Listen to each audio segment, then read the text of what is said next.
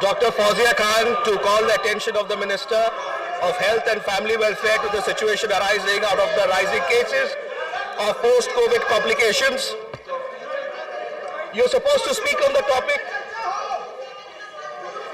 On the topic, Honorable Member, you're supposed to speak on the topic. Dr. Fawzia Khan ji, you had requested for it. The opposition had requested for it. So accordingly, we are here. So I think it was supposed to be ending at 3 o'clock. Honorable Chairman, looking at the sensitivity of the matter, has extended again from 3 o'clock to 4 o'clock. So again, I request you, it's a matter of national importance. Please start on the calling attention. Sir, very much obliged to the chairman that he has accepted my requisition on COVID-related complications. Although this is a very, very important subject and I would have liked to speak on it. And sir, One second.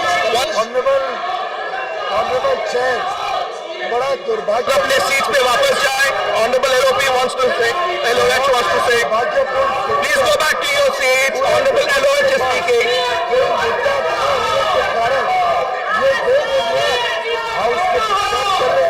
House को चलने नहीं कांग्रेस के नेता ने जो सदन के अन्य सदस्य करके जनता को गुमराह करने की कोशिश की है. इन्होंने एक आरोप लगाया कि आज सुबह के कार्यक्रम में माननीय लीडर ऑफ ऑपोजिशन को सही स्थान नहीं दिया गया. मैं बताना चाहूंगा पूरे सदन को कि आज से 2 दिन पहले सैटरडे को हाउस का प्रोग्राम था पार्लियामेंट का. उसमें माननीय लीडर ऑफ द ऑपोजिशन को प्रधानमंत्री जी के साथ उसी बेंच में सेंट्रल हॉल में उसी कुर्सी पे रखा था. प्रधानमंत्री ji, leader of the house, leader of opposition, तीनों को एक साथ रखा. वो हाउस का फंक्शन था. उसमें तो लीडर ऑफ द ऑपोजिशन आए नहीं. मैं समझता हूँ कॉन्स्टिट्यूशनल अथॉरिटी का फेयरवेल था. चेयरमैन ने बुलाया था, स्पीकर ने बुलाया था. उसमें तो लीडर ऑफ द ऑपोजिशन आए नहीं और कुर्सी खाली पड़ी रही. आज जो कार्यक्रम था वो होम मिनिस्ट्री के तहत जो ऑर्डर ऑफ प्रेसिडेंस, जो वारंट ऑफ प्रोटोकॉल है, उसके तहत सीटिंग हुई थी. उसमें लीडर ऑफ द ऑपोजिशन 7वीं कड़ी में आते हैं. उसमें कैबिनेट मिनिस्टर्स है, उसके बाद principal secretary to prime minister, national security adviser, chief ministers, outside justice, एक पूरा सिस्टम है. और उसके बाद लीडर ऑफ द ऑपोजिशन आते हैं. उस कड़ी के हिसाब से जाते तो लीडर ऑफ द ऑपोजिशन तीसरी रो में, थर्ड रो. हमने जब देखा लीडर ऑफ द ऑपोजिशन को पहली रो, हमें बड़ी खुशी हुई कि ऑर्डर ऑफ प्रेसिडेंस ने तीसरी रो के बदले उनको पहली रो में रखा गया. फिर भी जब उन्होंने ऑब्जेक्ट किया कि मैं कोने में, तो जो स्टाफ था उन्होंने आके हाथ जोड़ के लीडर ऑफ द ऑपोजिशन को कहा आप और बीच में आ जाए. मेरी आंखों के सामने उनको रिक्वेस्ट किया गया कि वो और बीच में आ जाए. तब उन्होंने ठुकरा दिया, मना कर. तो ये विपक्ष की मानसिकता बताती है कि बिना कोई मुद्दे हुए ये मुद्दा ही विपक्ष हाउस चलने नहीं देना चाहता. Okay. Again, I'm requesting Dr. Fawzia Khan ji, you have the calling attention notation. You have the calling attention on a very important topic, which is the situation arising out of the rising cases of post-COVID complications. The opposition has asked for it, and thereafter the Honorable Chairman has allowed it. And therefore, I would request you, please, I request all of you to go back to your seats. Let us have the discussion. It's a calling attention. It's a very important matter of the country. The opposition had demanded for it. Dr. Khan, you demanded for it. And therefore, I believe this is the meeting. At 2 o'clock, we are supposed to take up the discussion. It is delayed by chairman has allowed it to again start at 3 o'clock. We have 1 hour. So therefore, I request you, Dr. Fawzia Khanji, please start the calling attention to the matter of urgent public importance. Please. I request all of you to go back to your seats. We can have the discussion. I request all of you to go back to your seats. This is not the way. This is not the way. Dr. Fawzia Khanji. Dr. Khan wants to start. Dr. Fawzia Khanji wants all of you to go back. Let's please go back to your seats. We can have a fair discussion. Calling attention motion is a very important aspect. Dr. Fawzia Khan. Please go back to your seats. Please go back to your seats.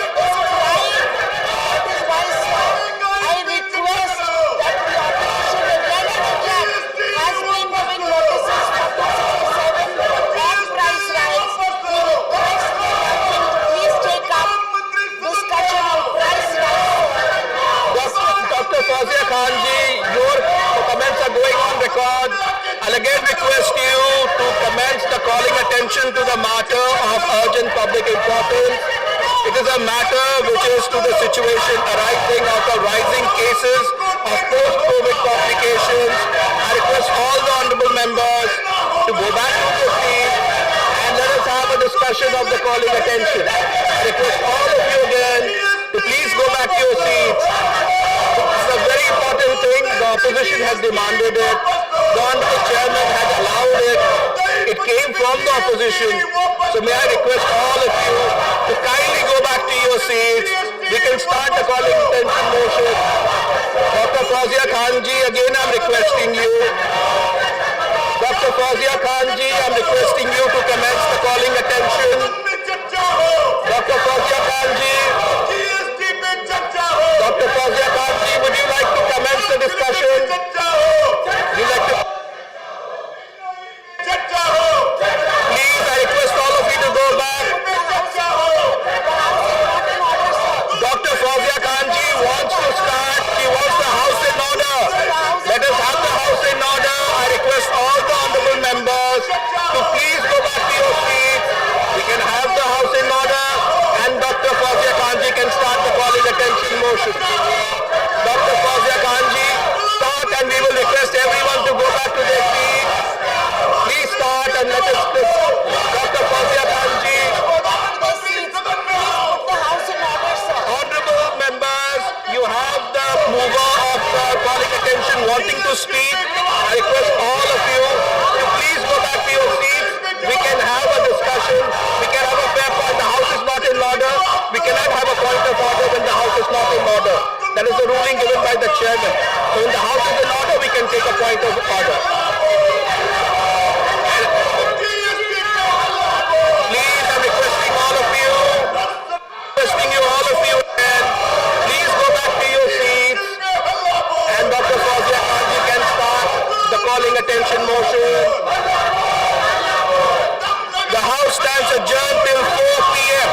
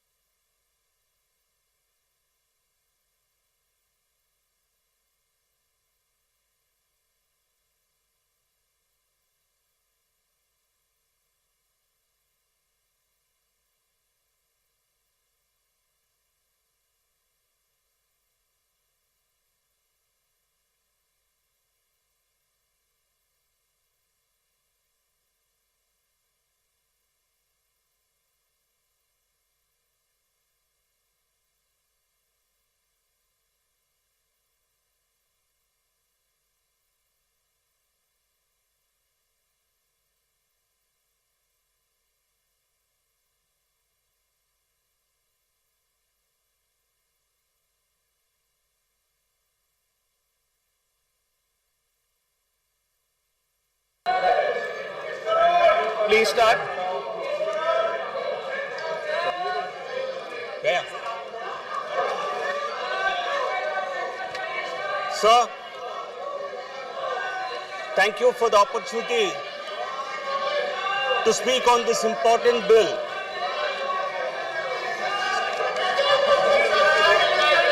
Please commence, please commence. Thank you, please commence. Please commence. Shri GVL Narasimha Rao ji, Yeah. please. Thank you, sir. Thank you for the opportunity to speak on this bill, important bill relating to weapons of mass destruction. Sir, the weapons of mass destruction include anything that is capable of inflicting mass casualties and of destroying or rendering high-value assets as useless. So, in the hands of state actors as well as non-state actors, weapons of mass destruction can cause a much greater scale of damage than any conventional weapon can cause. So, as per international obligations,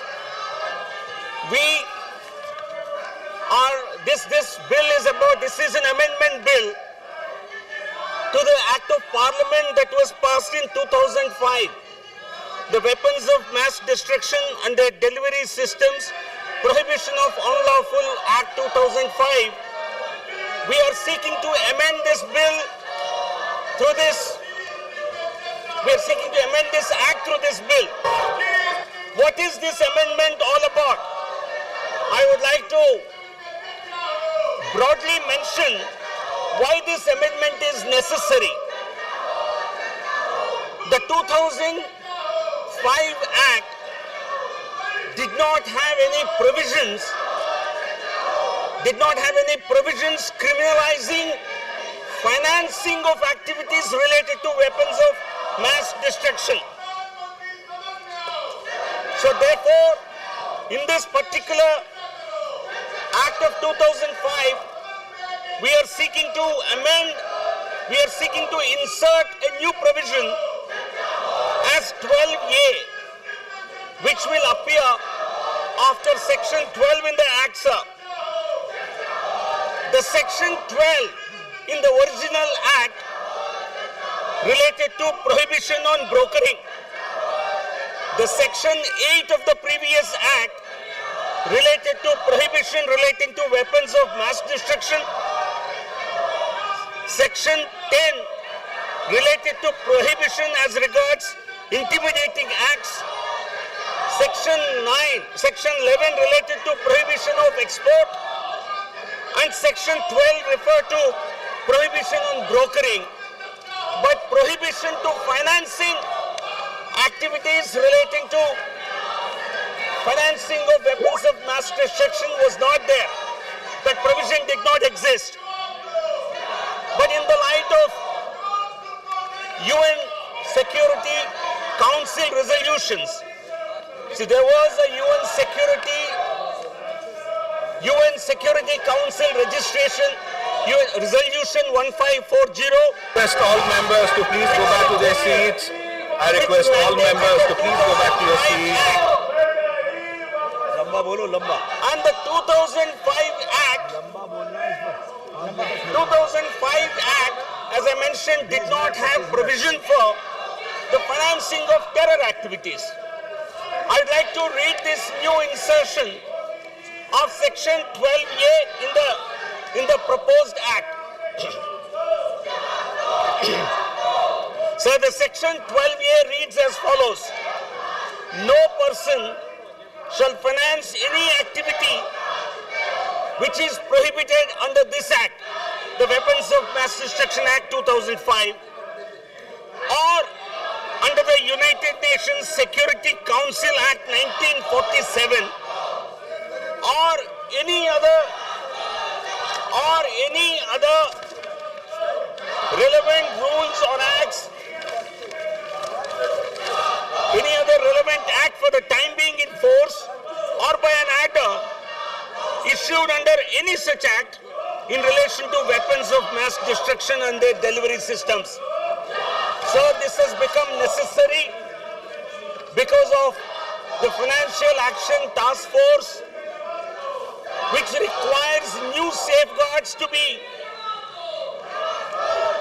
introduced in the acts for being able to control financing of mass destruction activities in our territory. So the 12A2, the new insertion, it allows the government, it gives the government the power to freeze, seize or attach funds or other financial assets or economic resources. Sir, I think the members of the opposition must understand the significance of this legislation. This is a very important legislation aimed at controlling finances to weapons of mass destruction and terror activities. It's highly unbecoming of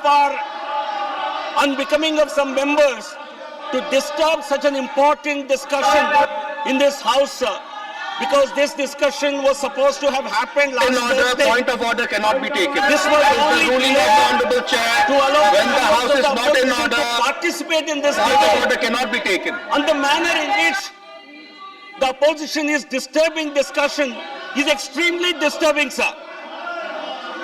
So, this amendment also allows the government to freeze, seize, attach funds owned or controlled wholly or jointly, directly or indirectly by such persons who are accused of funding or financing activities relating to weapons of mass destruction. It also allows the government to freeze assets held by them or on behalf of them or at the direction of Honourable such member, you have another 2-3 minutes to conclude. So it's all You have another 2-3 minutes. And it has very stringent provisions for confiscating assets, freezing assets of such persons, and the original act also allows such persons to be convicted for a period of up to 5 years. So this is a very important legislation. This legislation will enable our agencies, will enable us to control terror operations in our country, will also allow us to fight the enemies of terror in this country. So, let us take a look at the record. Please conclude. Please conclude. Your time is running out. Please conclude. Sir, because I've been disturbed, please allow me a few more minutes.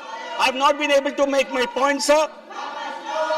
Sir, in this country, we have seen how terror has been politicized by governments.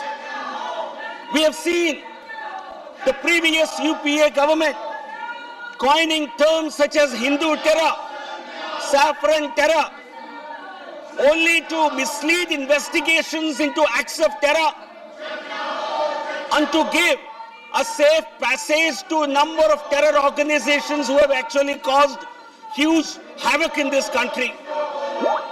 Sir, Samjhauta blast which happened in 2007. We'll have to conclude. We'll have to conclude. Investigation was The time is completely out. politicized. There are another So 5 just allow speakers. me- There are allow me another a 5 minute or two. speakers. Please, 1 minute. 1 minute, please conclude. So the UPA government Honourable Sri Rajyasabha, 1 politicized minute. terror. It has also done appeasement of vote banks only to blame Hindus who are not responsible for any acts of terror. By blaming it on Hindu terror, government tried to indulge in appeasement of terrorism. The NIA court verdict in the Samjhauta blast clearly bear this out.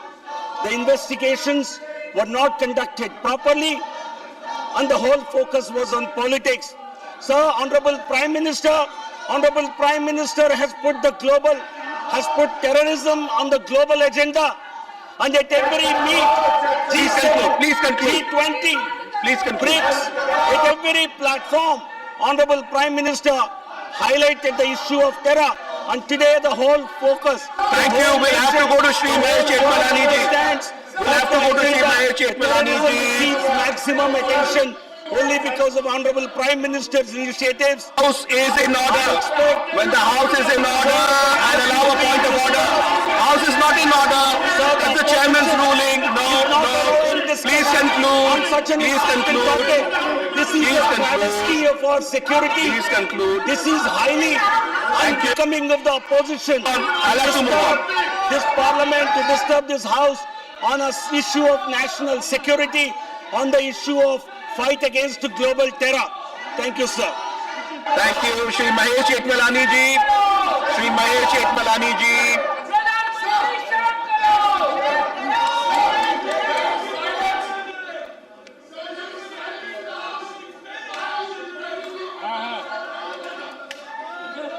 To their respective places. I'm requesting you. That is the ruling of the chair. So please go back to your chairs. Please go back to your seats. I'm requesting all members to please go back to your seats. You go back to your seats. I'll allow the point of order. That is why I'm requesting all the honorable members. Please go back to your seats. I'm allowing a point of order. Please request all the members to go back to your seats. I'm requesting all the honorable members to go back to your seats. I'll allow the point of order. Will you go back to your seats? Please go back to your seats. Please go back to your seats. Allow your point of order. I'm ready to allow your point of order. Please go back. Please go back to your seats, allowing your point of order. I'm only requesting you, honorable members. You see, I have placards on me. Thereafter, you ask me to a point of order. How was this? Please. You go back to your seats. I'll allow the point of order. You go back to your seats. Allow the point of order. No, if you don't go back to your seats, I can't allow the point of order. I'm sorry. Shri Mahesh Chetmalani ji. Shri Mahesh Chetmalani ji. Please conclude. Please continue.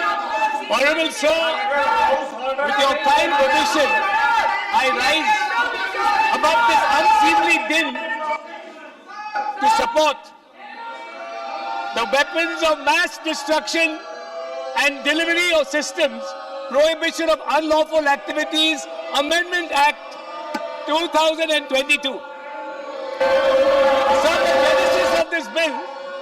the genesis of this bill lies in the widespread global apprehensions after 9/11 that weapons of mass destruction could fall in the hands of terrorists and other non-state actors. In response to these apprehensions, the UN, who I hope these gentlemen honor, because this amendment bill is pursuant to our international obligations as laid down, they should at least respect the UN. But sir, in response to these apprehensions, the UN Security Council in 2004 passed Resolution 1540 when it called upon all member states to enact laws for the purpose of prohibiting activity pertaining to weapons of mass destruction. Weapons of mass destruction being nuclear weapons, other nuclear devices, biological weapons and chemical weapons. So, the other, significantly sir, the UN Security Council also mandated that member states should take steps towards prohibiting financial activity concerning weapons of mass destruction. Now sir, pursuant to these obligations, the government of India in 2005, the then headed by the UPA, took steps to enact a bill against weapons of mass destruction. So, by Section 8, and I'll read Section 8, and this is an extremely important bill, and this bill is so unnecessary. Sir, they forget international obligations are ignored only for disruption. That is the nature of this opposition.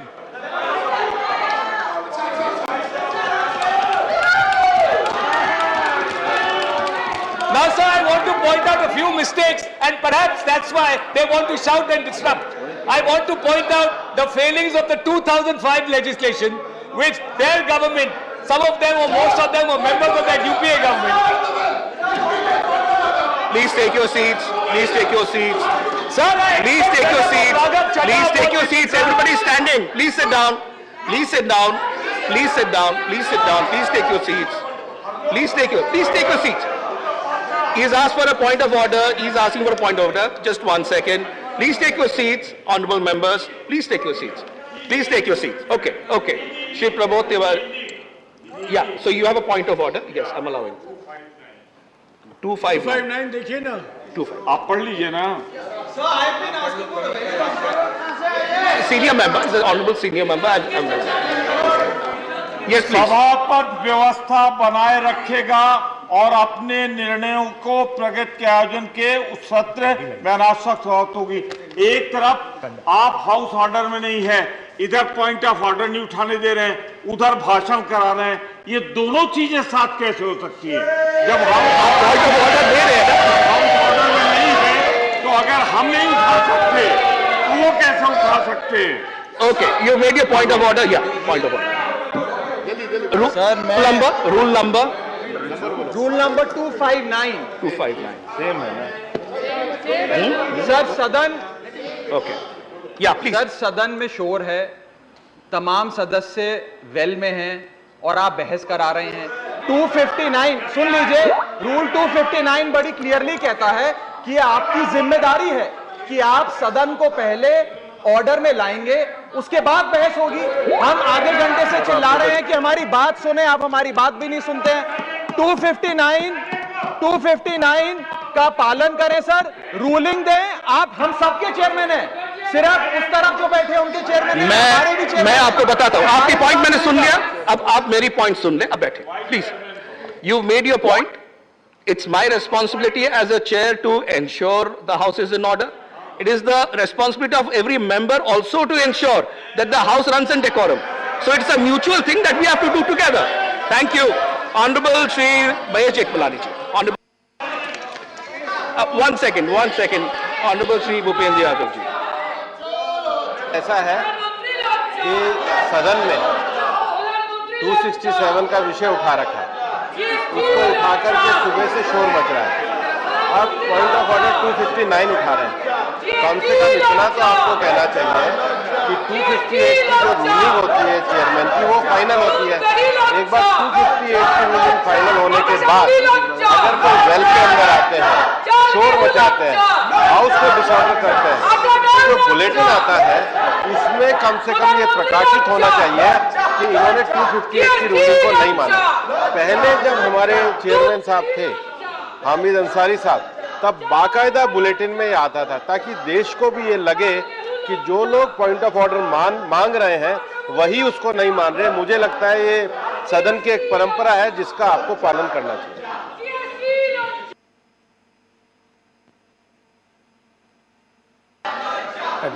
Sir, I was on what the UPA government in 2005 did pursuant to the UN resolution. The UPA government in 2005 introduced the Weapons of Destruction Prevention of Unlawful Activities Act. So by this act, and particularly Section 8, a number of activities concerned with weapons of mass destruction were prohibited and made punishable. These acts included, sir, acquiring, manufacturing, transporting, transferring, and otherwise dealing with weapons of mass destruction. So the biggest weapon of mass destruction is here, sir. They are the biggest weapons of mass destruction. They will destroy the country, sir.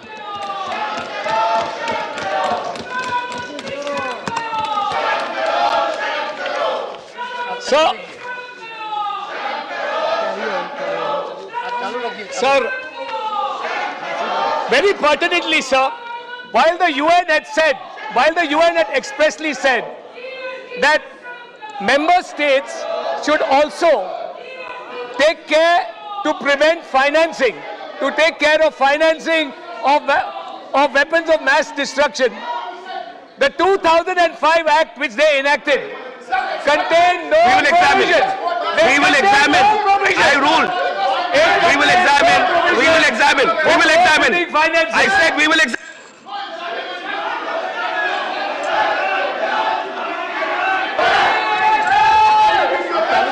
Sir, the 2005 Act did not deal with financing of WMDs, although the UN resolution said it must do so. Now, sir, fortunately, from 2005 to the present date, we have had no cases under the Weapons of Mass Destruction Act. We have had no cases. So the question of financing didn't arise at all because there were no such cases in India.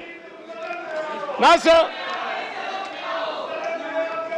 the present amendment bill, sir, as Mr. Rao has already pointed out,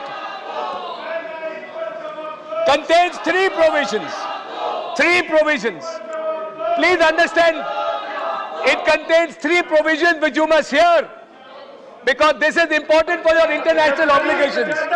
Please,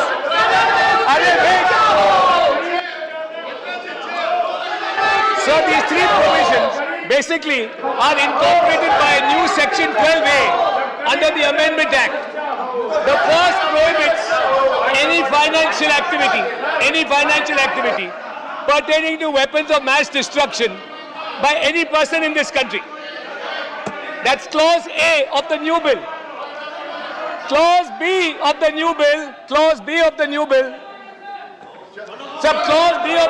sir.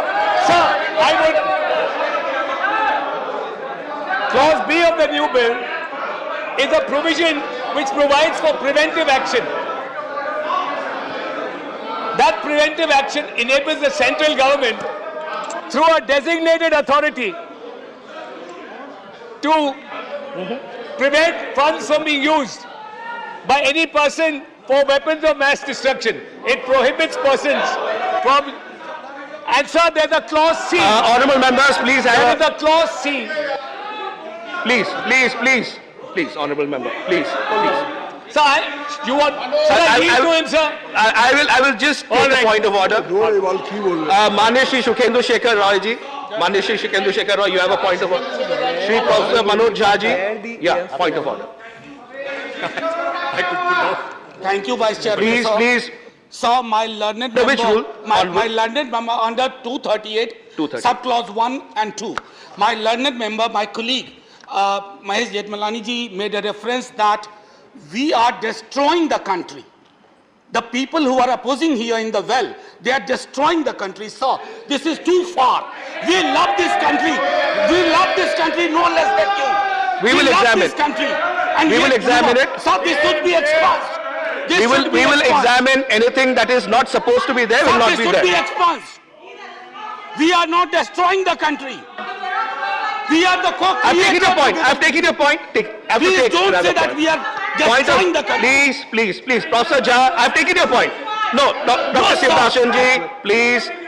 Professor, please, 1 sec. Sir, Professor, this should be expunged. Shukhendu Shekhar Roy ji. John Vitas ji, please sit down. Shri Jethmalani ji. Please take your seat. Shri Jethmalani ji, please take your seat. Take your seat. Please.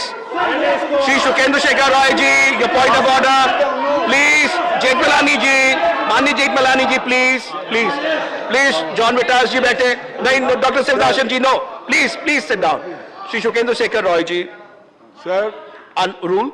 I respectfully submit that under Rule 238, Sub-Rule 2, it says the member while speaking shall not make a personal charge against a member. Here, while speaking, the honorable member has not only made a personal charge against a particular member, but all the members who were here by saying, and I quote, that these are the weapons of mass destruction, and not once, twice he repeated. I heard. That must be expunged. That must be expunged.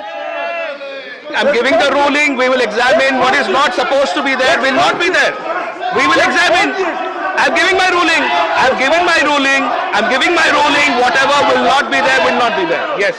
Shri Mahesh Jethmalani ji, please conclude. Shri Mahesh Jethmalani ji, please conclude. May I continue, sir? Please conclude.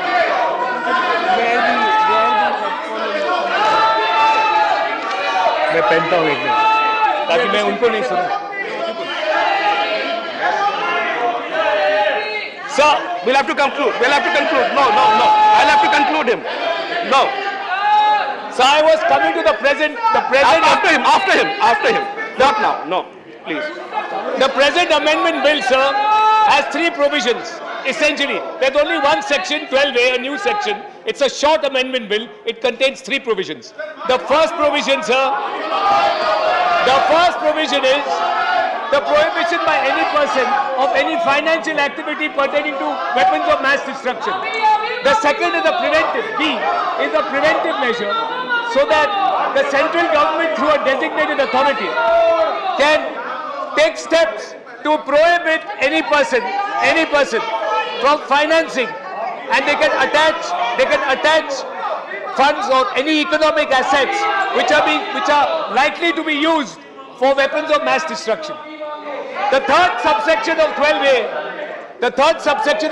sir, is a wider net.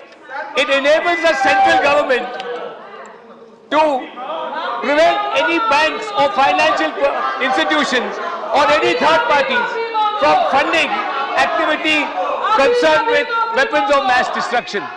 These are the broad three provisions which under 12A the new bill seeks to enact and implement. Now, sir, the amendment seems to be a response by our government to two international institutions. The first international institution is the UN Security Council. When the UN Security Council passed Resolution 1540 in 2004, it ordained and it contemplated a comprehensive review from time to time of the working of the 1540 resolution, as also any gaps in its implementation. In 2016, there was a review, one of these reviews, in which the UNSC, the Security Council, found that there were indeed gaps and financial activity had considerably increased pertaining to weapons of mass destruction because of advanced technology. Particularly, they noticed that the delivery systems for weapons of mass destruction, such as drones, and also the use of biomedical labs for pathogens. These were two areas for which the monitoring of financial activity for funding these activities, drones for delivery of WMDs, and also biomedical labs, unauthorized, being used for creating pathogens. Also, the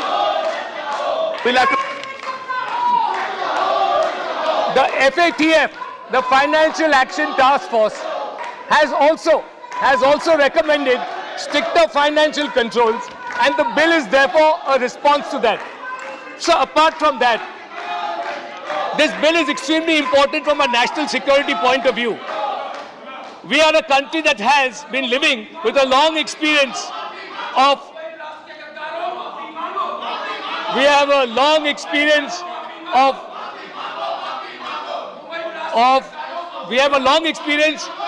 terrorist activity in our neighborhood, as also proliferation of weapons of mass destruction. Accordingly, our own security interests demand that we strengthen global efforts not just out of an obligation, but for our own security, we strengthen global efforts to prevent the proliferation of weapons and make our own territory and our neighborhood safe and secure. Lastly, sir, I want to point out a very important provision. Sir,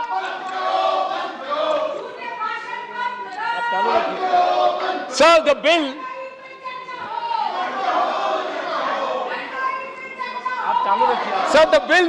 the bill has no provision. While it prohibits these activities, it has no provision. It has no provision for punishment of these activities. The idea seems to be that you take recourse to the 2005 Act. Now, I only want to say two things. The 2005 Act has two sections.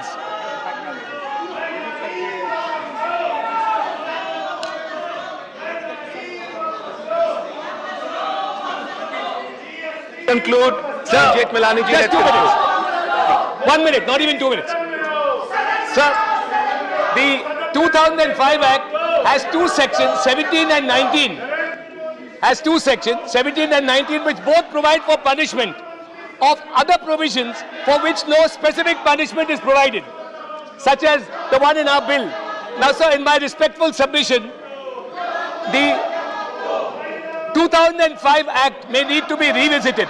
This bill has to be passed, but the 2005 Act may have to be revisited so that the section 19 is deleted. And so, one last statement, sir, which perhaps my learned friends would be well advised.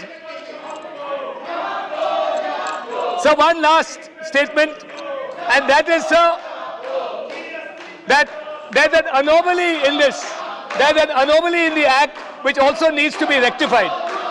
So the people with financial activity, people who are involving in financial activity for weapons of mass destruction should face the same punishment. And therefore, these people, sir, should face the same punishment as others under the Parent Act, under Section 8. I am grateful, sir, and I strongly recommend the introduction and implementation of this bill. Sikandar Kumar, Dr. Sikandar Kumar. माननीय उपसभापति जी, आपने मुझे the weapons of mass destruction and their delivery system, prevention of unlawful activities, Amendment Bill 2022 पर बोलने का अवसर दिया, उसके लिए आपका बहुत बहुत धन्यवाद। माननीय उपसभापति जी, पिछले कुछ महीनों से हम देख रहे हैं कि यूक्रेन और रशिया में जो टकराव का माहौल बना हुआ, पूरी दुनिया उसको देख रही है और एक और रशिया और यूक्रेन के बीच में न्यूक्लियर वार का खतरा बनता दिखाई दे रहा है, तो दूसरी तरफ रशिया का यह आरोप लग रहे हैं कि वह यूक्रेन के खिलाफ वेपन्स ऑफ मास डिस्ट्रक्शन, जिन्हें कि हम WMD, जिन्हें सामूहिक विनाश के हथियार भी कहा जा सकता है, का इस्तेमाल कर सकता है या कर रहा है। एक तरफ भारत ने अपने उस कानून को जो 2005 में बनाया था, उसको ज़्यादा मजबूती करने के लिए और वेपन्स ऑफ मास डिस्ट्रक्शन का गलत हाथों में जाने से रोकने के लिए ये अमेंडमेंट लाई है। महोदय, आप जानते हैं कि किसी भी देश में आतंकवादी गतिविधियों के कारण कई लोगों के अपनी जानें चली जाती हैं और हमारे देश भारत में भी बहुत से लोगों ने आतंकवादी गतिविधियों के कारण अपने प्राण खोए हैं। इससे देश में एक भय का वातावरण बना है, जिस पर काबू करने की जरूरत है। महोदय, जरा सोचिए, एक व्यक्ति जो पूरा दिन काम करके थका हुआ अपने घर को जा रहा होता है और अचानक बिना किसी धमाके के, बिना किसी आवाज़ से, बिना किसी आग से, बिना किसी धुएं से अगर सैकड़ों लोग मर जाएं और हजारों लोग गंभीर रूप से घायल हो जाएं, और बस इस तरह की घटनाएं दिन प्रतिदिन पूरे विश्व में देखने को मिलती हैं। जैसा कि टोक्यो में गैस लीक होने से वहाँ ऐसा हुआ, and it was a terrorist attack. और ये तो शुक्र है कि वहाँ पर जो केमिकल यूज किया गया वो बहुत पुअर क्वालिटी का था। अगर वो अच्छी क्वालिटी का होता तो वहां पर तबाही मच जाती। इसी तरह 9/11 अमेरिका पर जो हमला हुआ, अभी अमेरिका उससे उभर ही रहा था कि लोगों के घरों में लेटर आने शुरू हुए और जो उसे खोलता था वह मर जाता था, क्योंकि उसमें एक ऐसा केमिकल था, जैसे उस लेटर को खोला जाता था व्यक्ति बेहोश हो जाता था और वो मर जाता था। ऐसा भारत में भी हो सकता है। और इस संसद के बाहर भी वर्ष 2001 में आतंकवादियों ने हमला किया था। जब भी टेररिस्ट के हाथ वेपन्स आते हैं वे उनका दुरुपयोग करके भारत में, चाहे वो संसद हो या मुंबई या दुनिया का कोई और देश हो, आतंकवादियों द्वारा इन वेपन्स का इस्तेमाल करने के बाद लोगों ने अपनी जानें गंवाई हैं। और ऐसे में देशवासियों को सुरक्षा प्रदान करना सरकार की जिम्मेवारी बनती है। और इसलिए अब ऐसे वेपन्स को डिस्ट्रॉय करने और पूरे विश्व में शांति स्थापित करने की व्यवस्था का निर्माण हो चुका है। और जो हमारे देश में सर्वे भवन्तु सुखिना सर्वे सन्तु निरामय का भाव है, उस भाव के साथ माननीय विदेश मंत्री जी ने WMD अमेंडमेंट बिल 2022 जो इस सदन में लाए हैं, या जो WMD अमेंडमेंट बिल 2022 आया है, या इस देश को सुरक्षित करने के लिए लाया गया है।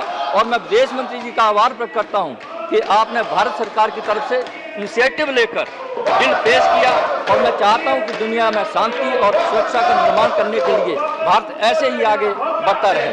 इस विधेयक के माध्यम से वर्ष 2005 में 5 के 17 साल पुराने कानून में पहली बार संशोधन लाया गया है। और इस बिल के माध्यम से सामूहिक विनाश यानी मास डिस्ट्रक्शन वेपन जैसे न्यूक्लियर, रेडियोलॉजिकल, केमिकल, बायोलॉजिकल और अन्य उपकरणों के गैर कानूनी उपयोग पर अंकुश लगाने का काम होने वाला है। महोदय, 2005 का जो कानून था वह बहुत ही सीमित था, क्योंकि वह सिर्फ वेपन्स की मैन्युफैक्चरिंग के ऊपर फोकस करता था। जो मैन्युफैक्चर करेगा उसके ऊपर कानून लगाया जा सकता है। लेकिन क्या सरकार इंतजार करेगी कि जब तक पूरा weapons of mass destruction manufacture हो तभी उस व्यक्ति के ऊपर कार्रवाई कर सके? तो उसमें तो बहुत देर हो जाएगी, क्योंकि वेपन्स की प्रोलिफरेशन की बड़ी संभावनाएं रहती हैं। और इसी कारण से आज यह अमेंडमेंट इस बिल के अंदर लाया गया है। महोदय, money laundering and funding of weapons of mass destruction, ये दोनों एक दूसरे से जुड़े हुए हैं। ऐसे वेपन्स को कौन फाइनेंसिंग कर रहा है, कहां से फाइनेंसिंग हो रही है, उसको पकड़ा जा सके और उसको रोका जा सके, इसलिए आज यह वर्ष 2005 के एक्ट का जो अमेंडमेंट आ रहा है उसके अंदर मुख्य बात यह भी है कि जो ऐसे वेपन्स को फाइनेंस कर रहा है और जितने भी ऐसे वेपन्स के फाइनेंसर होंगे उनके ऊपर कार्रवाई हो सके, उनको कानून के अंदर लाया जा सके। और अब इसके जितने भी फाइनेंसर होंगे वे उतने ही शामिल होंगे जितने इसके मैन्युफैक्चरर्स हैं। महोदय, संयुक्त राष्ट्र परिषद में नेशनल सिक्योरिटी काउंसिल की ओर से भी यह निर्णय लिया गया है कि 17 साल पुराने कानून में संशोधन करें और नए सुझाव लाकर नई दिशा की ओर बढ़ें। अब इसकी व्यवस्था का निर्माण हो चुका है। माननीय उपसभापति जी, जब से केंद्र में माननीय मोदी जी के नेतृत्व में सरकार बनी है, अनेकों ऐसे काम हुए हैं जिनसे हमारा देश सुरक्षित हुआ है। मुझे याद है जब 2014 में मोदी जी का प्रधानमंत्री बनने से पहले एक इंटरव्यू हुआ था और जिसमें उनसे पूछा गया था कि जब कोई आतंकी ग्रुप या दूसरा देश हमारे देश के ऊपर हमला करता है तो आप किस तरह का जवाब, किस तरह की कार्रवाई उसके विरुद्ध करेंगे। उन्होंने कहा कि मैं उन्हीं की भाषा में जवाब दूंगा। और आज जब सर्जिकल और एयर स्ट्राइक हो रही है, ये भारत उन्हीं के तरीके से उनको जो जवाब देने का एक बहुत अच्छा उदाहरण है। आज देश सुरक्षित हो रहा है और भारत की टेररिज्म के ऊपर जीरो टॉलरेंस है। प्रधानमंत्री जी द्वारा इंटरनेशनल एंटी टेरर अलायंस बनाया जा रहा है। जो वर्ल्ड ऑर्डर है उसमें भारत अपने आप में उभर रहा है। बदलती वैश्विक व्यवस्था के अंतर्गत भारत बदल रहा है। Sir, in conclusion, weapons of mass destruction and delivery system amendment bill 2022 seeks to provide for provision against financing of proliferation of weapons of mass destruction and their delivery system so as to fulfill or international obligation. The United Nations Security Council targeted financial sanction and recommendations of the Financial Action Task Force have mandated against financing of proliferation of weapons of mass destruction and their delivery system. And this bill has been brought in this background. Sir, I would like to conclude by saying that this is a legislation which has to be passed unanimously, and I request to all the honorable members of this House to support and to pass this bill unanimously. Once again, thank you very much for giving me the opportunity to speak on this important bill. Thank you very much. Thank you, Shri G.K. Vasan ji. G.V. Vasan ji. Shri G.V. Vasan ji. Sir, thank you for allowing me to speak in this bill, sir. Very unfortunate that opposition are not allowing to speak in this important bill. Yesterday, the government gave a chance to the opposition that they should also participate in this bill. Even today, they are not interested, sir. But still, sir, I would kindly like to say, sir, the proposed amendment of this bill have given powers to the government to attach persons' properties and freeze if they do unlawful activities directly or indirectly, sir. I would also like to say, sir, India is a peace-loving country. We are the only country in the world. We are having best relationship with most of the countries, sir. Thanks to the Prime Minister and the External Affairs Minister, sir. At the same time, sir, I would like to say that we are also mighty in our army, sir.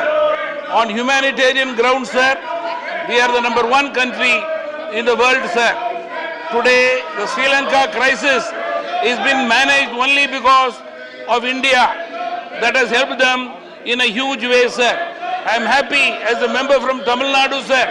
Most of the Tamil population are surviving today because of the government's initiative, sir, which is very, very important, sir. The government has also initiated a meeting on Sri Lanka and has given confidence level to the Tamil people in Sri Lanka, sir. Sir, coming to the subject, sir, I would like to say that the whole world, not only India, is concerned about mass destruction weapons which should not reach the wrong person's hands, sir. That is exactly the purpose of this bill, sir. We have also seen terrorism in many high technologies, sir, destroying human life, peace in the economy of the nation, sir. We should be aware that the terrorism should not take form in chemical, biological and nuclear way of destruction, sir. Already there is a big doubt regarding COVID-19, sir. How it came, why it came, for what purpose it happened. It's still a doubt in the people of the world's minds, sir. Sir, to conclude, the need of the hour, sir, is to prevent the functioning of terror activities. Persons who are involving in it should be punished, sir. The important aspect is envisaged in this bill in the interest of the nation's security and global peace, sir. The bill will enhance India globally, sir. To conclude, sir, I am so sorry, sir. Senior members like our Ramesh are shouting in the house with different languages and spoiling the image of this house, sir. It is very unfortunate. Please address the chair. Honourable member, please address the chair. Instead, they are doing destruction in the house, sir. We should never be. Please address the chair. You, sir. Shri Ajay Pratap Singh ji. Shri Ajay Pratap Singh ji.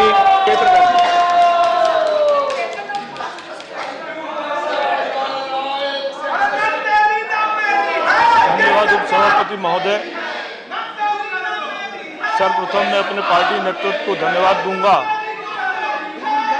कि उन्होंने इस संवेदनशील और महत्वपूर्ण विषय पर मुझे अपने विचार रखने का अवसर दिया। उपसभापति महोदय, आज सदन में विपक्ष के आचरण को देखकर मुझे घोर निराशा हो रही है।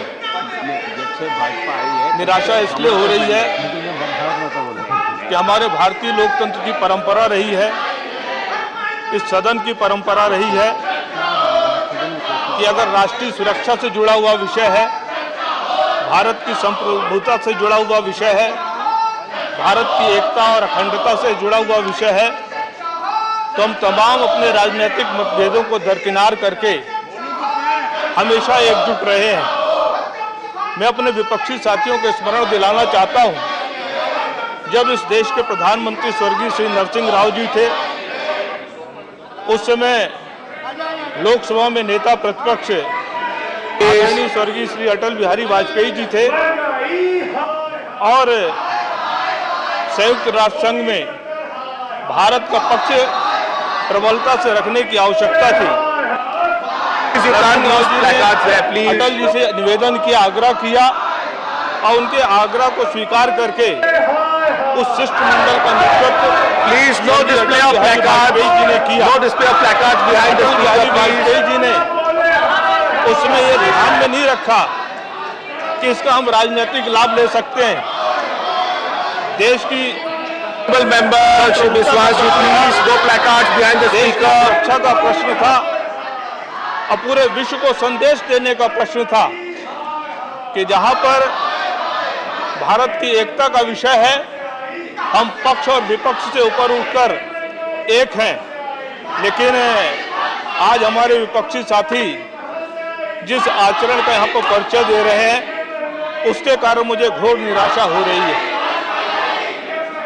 सभापति महोदय, हमारे विपक्षी साथी उस भारतीय लोकतंत्र का प्रतिनिधित्व कर रहे हैं जिस भारत में बम विस्फोटों की एक लंबी श्रृंखला रही है। इस भारत का शायद ही कोई ऐसा कोई बड़ा शहर होगा जहां पर आतंकवाद के कारण बम विस्फोट नहीं हुआ हो, और उस बम विस्फोट के कारण सैकड़ों में जाने गई हैं। आतंकवाद के कारण हमारे देश की सेना में सेवा करने वाले नौजवान अनेक लोगों को अपनी जान की कुर्बानी देनी पड़ी है। मैं सोचता हूं कि जो लोग आतंकवाद की बलवेदी पर शहीद हो गए, हमारे सेना के नौजवान जो शहीद हो गए, आज हमारे इन विपक्षी साथियों को आचरण देखकर उनकी आत्माएं क्या सोच रही होंगी? वो लोग क्या सोच रहे होंगे कि क्या हमने इसी के लिए अपने प्राणों को न्यौछावर किया है? क्या इसी के लिए हमने अपना सर्वस्व अर्पण किया है? और बम विस्फोट के कारण, आतंकवाद के कारण केवल भारत ही नहीं पीड़ित रहा है, पूरी दुनिया प्रभावित रही है। हमारे साथियों ने यहाँ पर अमेरिका के जो वर्ल्ड ट्रेड सेंटर पे हमला हुआ था और वहां पर हजारों लोगों की जान गई थी, उसका उल्लेख किया है। आज आप दुनिया के मानचित्र पर देखें तो रूस और यूक्रेन का युद्ध चल रहा है, जिसका उल्लेख अभी मेरे पूर्व वक्ता ने किया है। जो मध्य एशिया है वो लगातार अशांत बना हुआ है। अनेक आतंकवादी संगठन, honourable member Vishwas ji please don't show the placard behind please. अनेक आतंकवादी संगठनों के कारण please don't show the placard please. Honourable member Shri Vishwas ji please don't show the placard, that's not the way, that's not the way. Please no placards behind the member, please no placards behind the member, that's not right. हानि नहीं है। Please Shri Vishwas ji, no placards behind the member, इसलिए है। Please no placards behind the member, so that's not right, that's not right. No placards behind the member, please. Shri Vishwas ji, no placards behind the member, please. Honorable members, no. Shri B.L. Verma ji, Shri B.L. Verma ji, Ajay Pratap ji, please.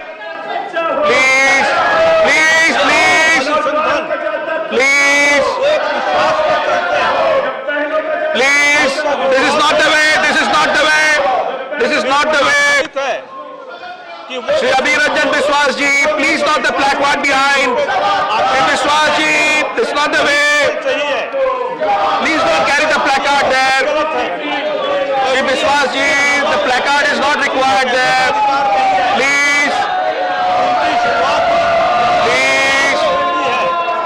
Please don't show the placard. That's not correct. That's not right. Please, Biswas ji. अब इसका अर्थ है Please.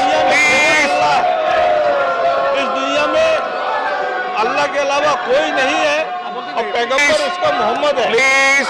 यह देश हमारे देश की सभ्यता रही। The House stands adjourned for 10 minutes. I'm adjourning the House for 10 minutes.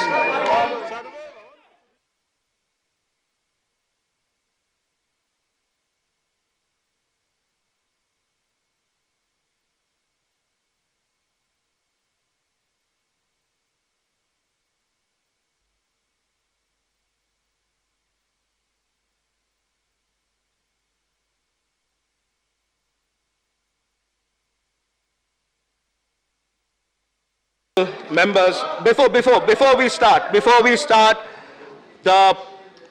you are asking a point of order. Please, everyone, in your seats. आप लोग बैठे, सब लोग बैठे. आप लोग point of order बुलाते हैं, point of order मांगते हैं. मैंने भी point of order दिए हैं. I'm only referring to again Rule 235, and I would like to repeat Rule 235, 6, 7, 8, 9, and it's specifically 7, 8, 9. I'd like all of you to take care of that. 1, 7. The member while the council is sitting, a member shall keep to his usual seat while addressing the council. 8, shall maintain silence while not speaking in the council. And 9, shall not obstruct proceedings, hiss or interrupt, and avoid making running commentaries when speeches are being made in the council. Under Rule 239, under other rules 238, I have allowed points of order, even in last half an hour. But when we go to 238, let us also be mindful that there is a Rule 235, 7, 8, and 9. And let us also observe these rules of 235, 7, 8, and 9. So when we do not observe these rules and still say 238, we have a right of point of order, the point of order is being allowed, but let us also be mindful of that.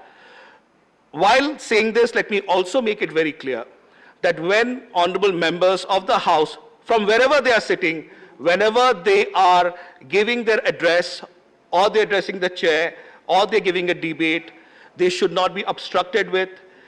They have their own space. They have their own personal space. That is the right of every member of this House. And the same should not be infringed on, obstructed, or in any way violated that disturbs the member from giving his or her rightful contribution. May I request all the honorable members, you are all senior members, please take care of that. We are mindful of 238. Let us be, the point of, the discussion hasn't yet started. The discussion hasn't yet started. Please. No. I have not even started. The session is not even, let us take the speaker. The speaker was discussing. I'm telling you right now, I've just told you, 238 is something that I've just discussed. You have already asked the point of order, but you've not even discussed. Let me start with Shri Singh. So let us start with the debate. Shri honorable member. So let us start with the discussion. We are just starting the discussion. Please, we have to start the discussion. Let's start the discussion. What is the point of order when we have not even started the discussion? Please. No. I think so. Shri Singh. No. We have not even started. Please, Shri Singh. Please.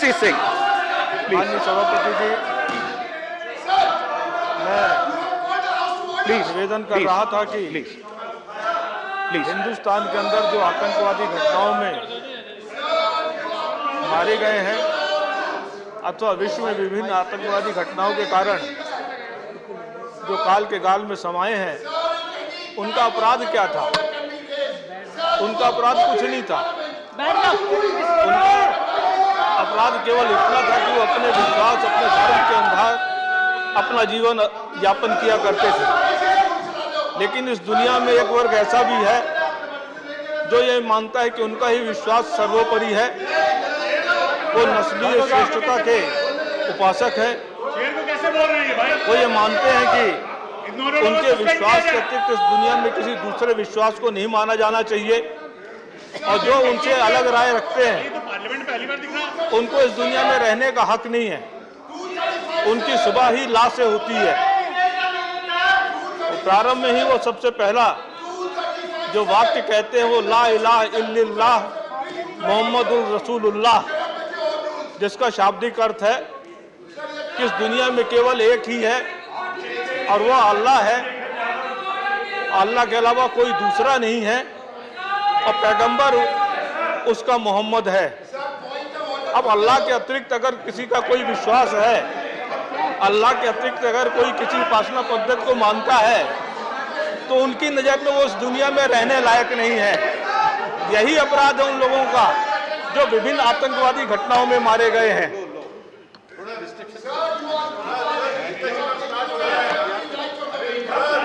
यही अपराध है उन लोगों का जो विभिन्न आतंकवादी घटनाओं में मारे गए हैं। जो मध्य एशिया में कुर्द हैं, उनकी जो हत्याएं हुई हैं, उनकी हत्याएं केवल अपराध के लिए हुई हैं कि उनकी जीवन I'm listening. Please. उनका विश्वास अलग है। I'm listening. मैं अपने विपक्षी One second. Point of order. How many? Point of order लोगे यार? 1 second. Okay. Please. Point of order. Mane Direct ji, point of order. You see, I'm agreeing with you, and you think I'm fighting with you, sir. Point of order. I'm referring. You said something. I'm agreeing with you. I don't Please. want to fight with you. 235 sub rule 7. 235 sub rule 7 says. Please, Derek. I'm giving you the point. Yeah, make your point. 235 sub rule 7 says. Please. Rule. Please. No counter. No comment, please. Sure, sir. Yeah, please. Yes. I'm on your side, you think I'm not. So rule 235, sub rule 7 says, and I quote, rules to be observed in the council. A member shall keep his usual seat while addressing the council. Sir, I would request you on this rule, you please check the video footage today from 2:02 to 2:06, 4 minutes and 10 seconds. One member spoke today without your permission from outside his seat. His seat is in the first row. Second, the leader of the house went to the 4th row and spoke. How did you allow this, sir? We have noted it. I have noted it. We will. How did you allow this? You're talking about. Please, you're talking about our members. Please.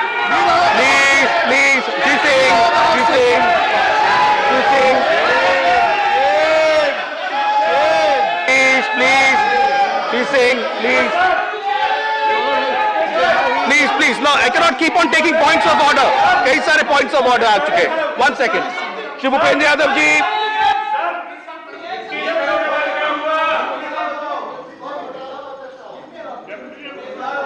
Please sit.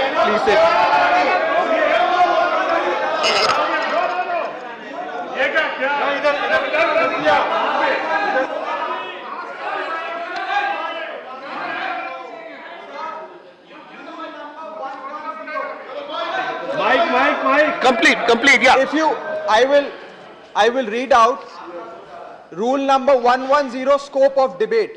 The discussion on a motion that the bill be passed shall be confined to the submissions of arguments either in support of the bill or for the rejection of the bill. For the last 5 minutes, the honorable member, not now, but previously when the House was adjourned, was speaking neither on the merits of the bill, nor on the provisions of the bill, He was speaking only and only against the member. We'll look into it. We'll look into it. He has been. I heard you. I heard you. I heard you. You agree with me? I heard you. I heard you. Be expunged. I heard you. I heard you. Okay. Please, Shri Singh. Please, Shri Singh. Please, Shri Singh. अपनी सदस्य को बता देना चाहता हूं कि अभी तक मैंने जो विषय प्रस्तुत किया है, Please, no cross questions. Bill के संदर्भ में प्रस्तुत किया है, इस बिल की आवश्यकता क्यों है, ये बिल इतना महत्वपूर्ण क्यों है, इस बात को मैंने स्पष्ट किया है विभिन्न घटनाओं के द्वारा। माननीय सदस्य को यह ध्यान रखना चाहिए कि ये वो देश है जिसने 5 युद्धों को झेला है। हमारे पड़ोस में 2 देश ऐसे जिनके पास परमाणु बम है।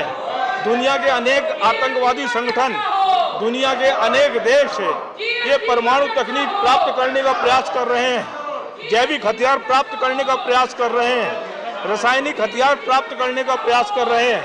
और इसलिए ये बिल जरूरी है। और इस बिल की आवश्यकता पर बल देने के लिए इसकी पृष्ठभूमि के संदर्भ में मैंने इन सारी घटनाओं का उल्लेख किया है। माननीय उपसभापति महोदय, मैं आपके माध्यम से सदन को यह भी स्मरण दिलाना चाहता हूं कि इसी देश में एक ऐसी विचारधारा भी है जिसको नक्सलवाद कहते हैं। और नक्सलवादियों का ना तो भारत के संविधान में विश्वास है, न भारत के विधान में विश्वास है, न भारत की परंपरा में विश्वास है, न भारत की संस्कृति में विश्वास है। और वो अगर उनका बस चले, अगर उनके पास ऐसे घातक हथियार आ जाए तो एक दिन के अंदर ही इस भारत की सारी व्यवस्था को तहस नहस करना चाहते हैं। इसलिए ये बिल बहुत ही आवश्यक है और बहुत महत्वपूर्ण है। भारत एक जिम्मेवार देश है। दुनिया के पटल पर भारत की गिनती एक बहुत मजबूत और बहुत जिम्मेदार देश के रूप में होती है। दुनिया भारत की ओर देखती है कि भारत किसी विषय के संदर्भ में अपने क्या विचार रखता है, भारत क्या पहल करता है। और भारत ने समय समय पर अपनी जिम्मेदारी का परिचय भी दिया है।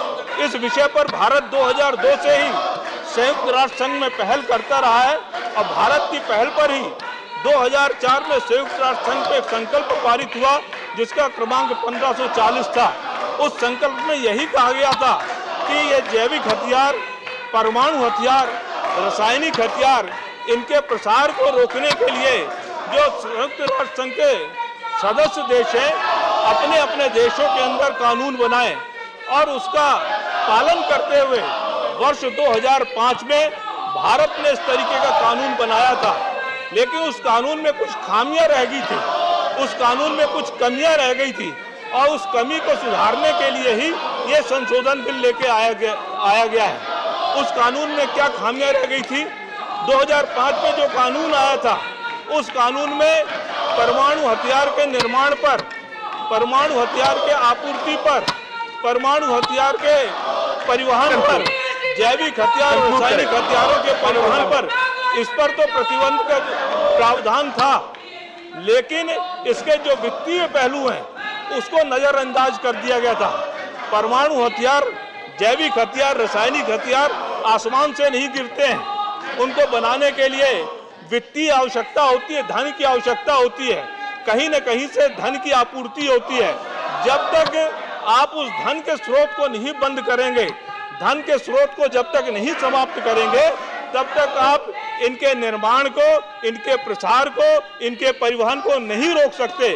और इसीलिए ये जो संशोधन विधेयक आया है इसी संदर्भ में आया है कि जो कमी 2005 के कानून में रह गई थी उस कमी की पूर्ति किया जाए। और मैं माननीय विदेश मंत्री जी को बहुत धन्यवाद देता हूं, साधुवाद देता हूं कि उन्होंने बहुत सामयिक तौर पर इस विषय को यहाँ पर इस बिल के माध्यम से रखा है।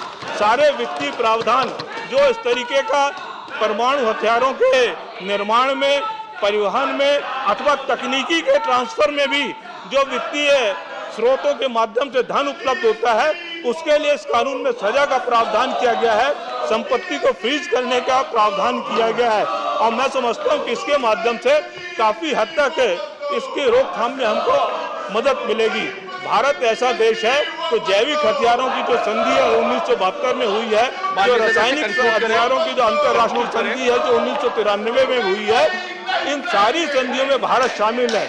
1968 की परमाणु प्रचार करते में भारत नहीं शामिल है, लेकिन भारत उसमें शामिल होना चाहता है, लेकिन दुनिया के अन्य देश एक विशेष योजना के तहत, विशेष षड्यंत्र के तहत शामिल नहीं होने देना चाहते हैं।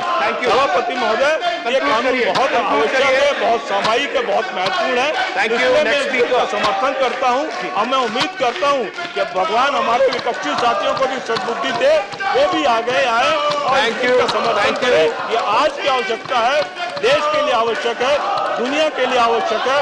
बहुत बहुत धन्यवाद। Thank you.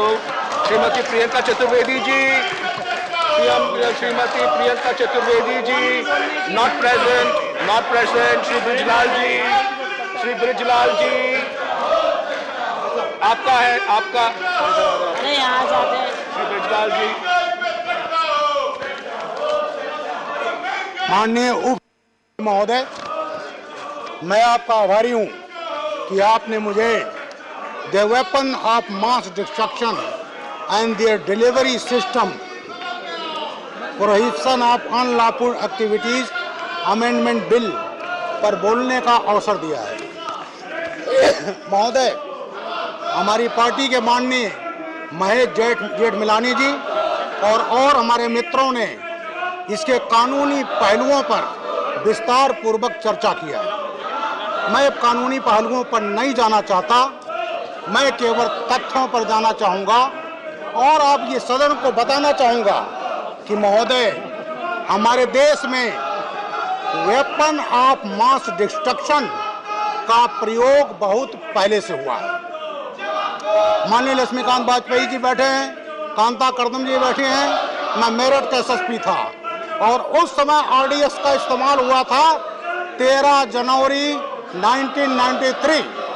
महोदय, एक बस जा रही थी, उसमें आरडीएक्स रखा गया, दौराला जगह है मेरठ में, और वहां जब उसमें धुआं उठने लगा, यात्री उतर गए, ब्लास्ट हुआ, पूरी बस ब्लास्ट हो गई।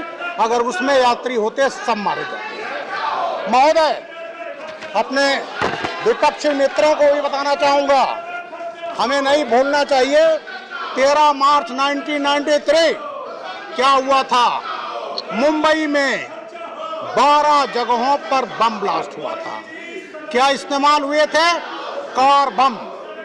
13 कारों में आरडीएक्स भर करके और वहां पर स्कूटरों में भर करके, और वहां Bombay stock exchange, all India radio, airport, hotels, Zaveri market, passport office, इन सब में ब्लास्ट किए गए थे और 257 लोगों की हत्याएं हुई थी। 1000 से अधिक लोग घायल हुए थे महोदय।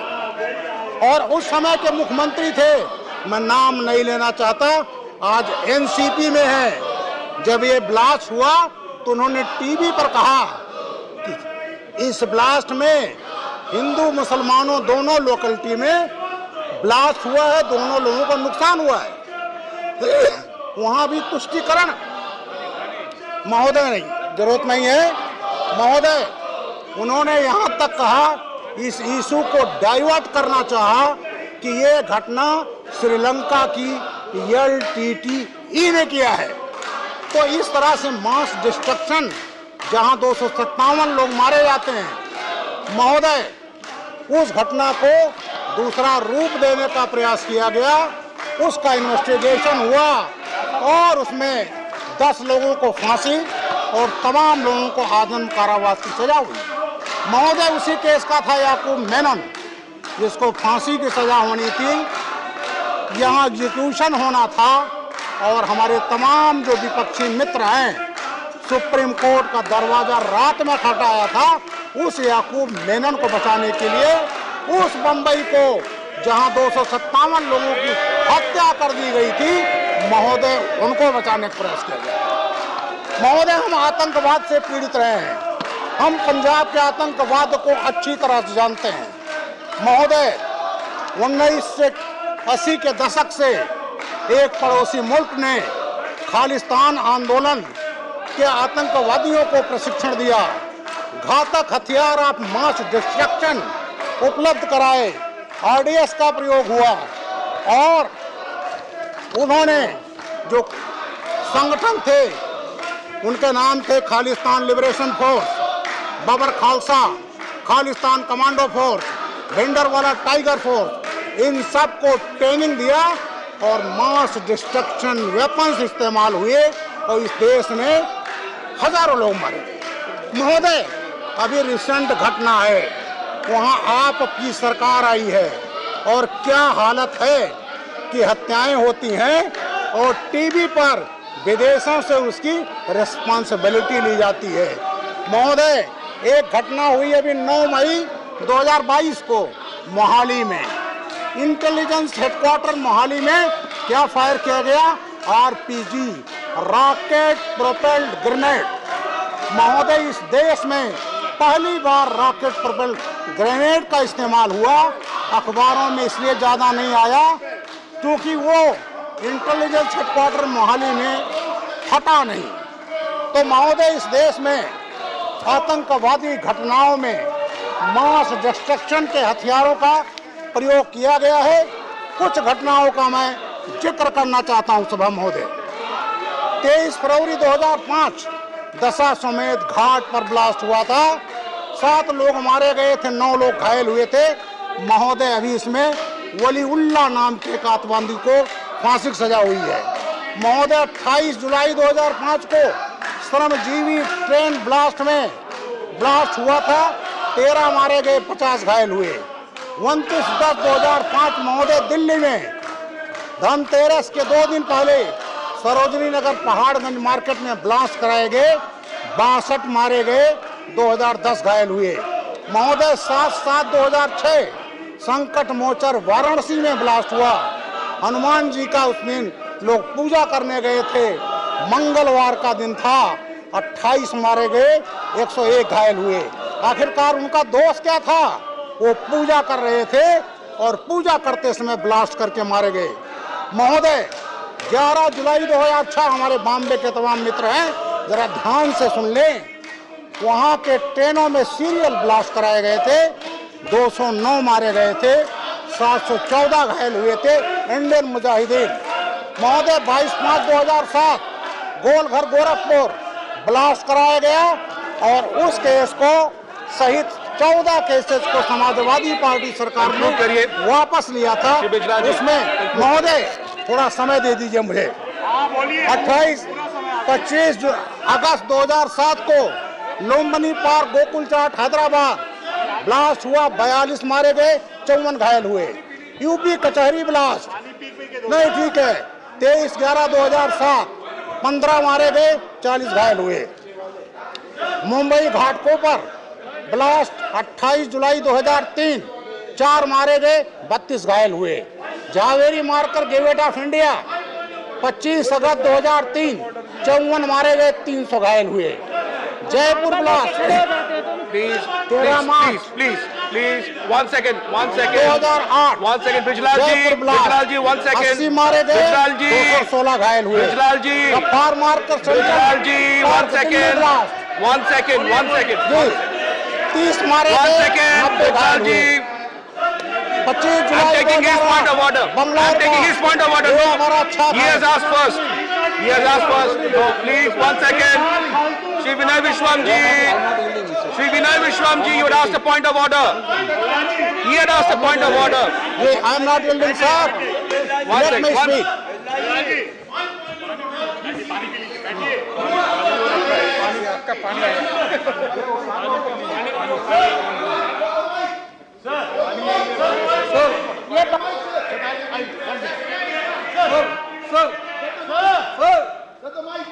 Please, everybody else, please sit down. Shri Vinay Vishwam ji, point of order. Shri Vinay Vishwam ji, point of order. Yeah. Sir, I am not well.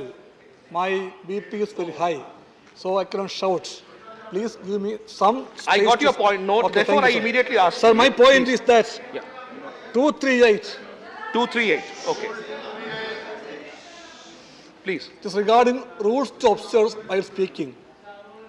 Honorable member from the ruling bench, I respect him, Ajay Prasad Singh ji, while speaking, violated all the prescriptions and norms of the speakers. He mentioned here, La ilaha illallah.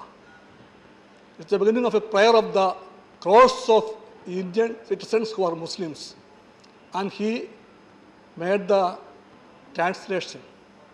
The first part was right. There is only one God. Then he exploded, and he told, and that is calling all others who don't believe in this shall be killed. Sir, it's very, very violating. Sir, please come down, sir. No, sir. No, please. I request you. This is a very serious thing. This is going to affect the country's unity. Sir, I expect you and request you. Please, expunge it. I've heard you. I'm giving my ruling. We will examine it. If something like that is there, which should not be there, which is unparliamentary, it will be expunged. No, sir. I've given you my ruling. Sir, one more subject. Shri, sir, please sit down. Shri Brijlalji. No, I cannot keep on taking points of order. No. Shri Brijlalji. जी महोदय, Shri Brijlalji. 31/10/2008 Guwahati blast 77 मारे गए, Ahmedabad blast 26 July 2008 Allow him to speak. I'm taking points of order. I cannot keep on taking points of order one after another. इस blast Come में on. हमारे You also know there are points of order. No. उनकी हत्या का प्रयास उनका था। महोदय, बटला हाउस सबको मालूम है। No. Abhi, you cannot be directly. You know very well. You cannot keep on asking points of order. There'll be 10 members asking me points of order and I'll keep on asking points of order. You're a senior member. You should tell them. Come on. Abhi, you cannot become a practice. Point of order. Everybody sit down. Okay. I'm allowing only one point of order. Not no anymore. No other points of order will go on record. Please sit down. Please. Everyone, please take your seats. Just 1 second. महोदय, Please. Yeah, fine. 236. my point. Tell me. Rule number 236. Okay. When a member rises to speak, his name shall be called by the chairman. If more members than one rise to the same time, the members whose name is so called shall be entitled to speak. Sir, the time allotted to BJP has exhausted. They are giving names after names to prolong the discussion. That's not allowed. They have Shri exhausted. Bitasji, you made your point. Shri Bitasji, you made your point. Sir, you made your point. I heard you. You see the screen. I heard you. Everybody, Shantaji, please. They are giving names after names. Derek Ji, I am responding to every point of order. Yes. And I hope that I'll also be heard when I'm making my point. No, you're already asking your members to come to the well. I'm watching it. I'm watching it from here. Bitasji, no, sit down. Bitasji, simply I'm telling you one thing. As a chair, you are not privy to how many members are going to speak after him, are you? No, listen to me. You made your point. As a chair, I'm making a point. I'm aware of the time. Many a times there are 2 members of your party and it is well beyond the time and I allow time. So let us not get into those minutes and seconds here. Please, no, I'm not going into that. Yes, please, Brijlalji, no, I'm not allowed. सभापति महोदय, दूसरी घटना महोदय 7 दिसंबर 2010 शीतला घाट बस बनारस शीतला घाट आरती हो रही थी महोदय, वहां हाइड्रोजन परऑक्साइड से ब्लास्ट कराए गए थे। मैं एडीजी लॉ एंड ऑर्डर था उस समय। एक साल की बच्ची मां के गोद में बैठी थी, वो मारी गई थी महोदय। दिल्ली हाईकोर्ट ब्लास्ट न्याय के मंदिर 7 सितंबर 2011 15 मारे गए थे, 79 घायल हुए से तमाम अधिवक्ता थे महोदय। 13 जुलाई 2012 Jhaveri blast opera house Dadar blast 26 मारे गए, 150 घायल हुए महोदय। बोध गया ब्लास्ट 5 मारे गए, 5 घायल हुए। जर्मन बेकरी ब्लास्ट 18 मारे गए, 60 घायल हुए महोदय। मोदी जी की हुंकार रैली थी पटना में 27/10/2013 को मोदी जी भाषण दे रहे थे, ब्लास्ट कराए गए महोदय, जिससे ये हो ना पाए। और उसमें 6 मारे गए, 85 घायल हुए। मुंबई में लश्कर तोयबा का हमला सबको मालूम है महोदय, 26/11/2008 175 लोग मारे गए थे, जिसमें 9 पाकिस्तानी आतंकवादी थे, 300 लोग घायल हुए थे। महोदय, इस घटना को एक पार्टी ने भगवा आतंकवाद का रूप देने का प्रयास किया था। इनके नेताओं ने उसको कहा ये तो आरएसएस का काम है, ये तो बजरंग दल का काम है। एक इनके मंत्री आजकल जेल में है। महोदय, मैं गया था बॉम्बे एक शादी में और वो कहने लगे अपने बीच में कि ये जो आतंकवाद की घटना है तो बजरंग दल ने किया है। मुझे नहीं रहा गया, वो नहीं जानते थे मैं कौन हूँ। मैंने कहा महोदय, मैं यूपी एटीएस का चीफ हूँ, एसटीएफ का चीफ हूँ और मुझे अच्छी तरह से मालूम है आप क्या बकवास कर रहे हैं। और वही केंद्रीय मंत्री और वही स्टेट मिनिस्टर आज जेल में है। महोदय, इन तमाम घटनाओं में 1184 लोग मारे गए और ये सब घटनाएं यूपीए गवर्नमेंट हुई थी। यूपीए गवर्नमेंट में महोदय, मैं 2 शब्द चाहूंगा फंडिंग पर बोलना, ये बड़ा ही आवश्यक है। मुझे 2 मिनट का समय दें महोदय। फंडिंग के लिए ये आज से फंडिंग नहीं शुरू हुई महोदय। आसिफ रजा कमांडो फोर्स बना था, दिल्ली में गिरफ्तार हुआ था, आतंकवादी था, गुजरात लाया गया, वहाँ वो पुलिस पर हमला किया, मारा गया और उसके भाई आमिर रजा खां जो आज पाकिस्तान में बैठा है, आसिफ रजा कमांडो फोर्स बना। और वहाँ पार्थो राय बर्मन थे, 25 जुलाई 2001 खादिम सूट के मालिक थे, उनका अपहरण किया गया। 3 करोड़ 75 लाख वसूले गए थे महोदय। उसमें से $1 लाख मोहम्मद अत्ता अलकायदा को गया था, इजिप्ट का रहने वाला था, जिसने अमेरिका के हमला किया। महोदय, यहाँ के हिंदू अपहरण करके पैसा लीजिए, आतंकवाद की फंडिंग कंक्लूड करें। इसी तरह महोदय 2 मिनट चाहूंगा, 2 मिनट महोदय। 11 सितंबर, इसके बाद महोदय 12 नवंबर 2000 को गुजरात राजकोट से 2 ग्वालियर भास्कर पारिक परेश शाह की उठाया गया, 20 करोड़ मांगे गए, करोड़ों की फिरौती ली गई और महोदय उसकी भी आतंकवाद की फंडिंग हुई। तो मेरा ये कहना महोदय, ये विषय बहुत संगीन है। मास डिस्ट्रक्शन का वेपन का इस्तेमाल हुआ है और वो हुआ है पड़ोसी मुल्क के इशारे पर इंडियन मुजाहिदीन के द्वारा। मुझे इस बात का कष्ट है कि आतंकवाद पर राजनीति की गई, उत्तर प्रदेश में मुकदमे वापस किए गए और बम्बई जो घटना हुई, इतनी बड़ा घटना, उसको कहा गया भगवा आतंकवाद है। मैं विदेश मंत्री जी का शुक्रगुजार हूँ, इन्होंने आज इस इशू पर ऐसा बिल लाया है इससे इस सब पर नकेल कसी जा सकती है। महोदय बहुत बहुत धन्यवाद, थैंक यू, मौका दिया। Thank you, thank you. Honorable members, one second. I have an announcement to make. I have an announcement to make. The announcement is that the Honorable Minister's reply will be tomorrow and the consideration of the passing of the bill will be taken up tomorrow.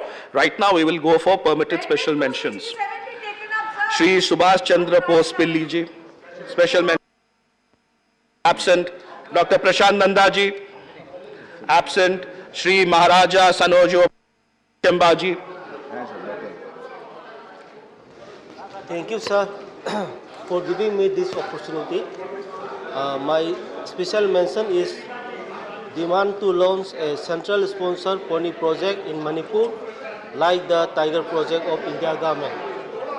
Sir, it is a well-known historical fact that Manipur is the birthplace of the internationally famed modern polo game, which was known to many of the British officers as Manipuri hockey on horseback.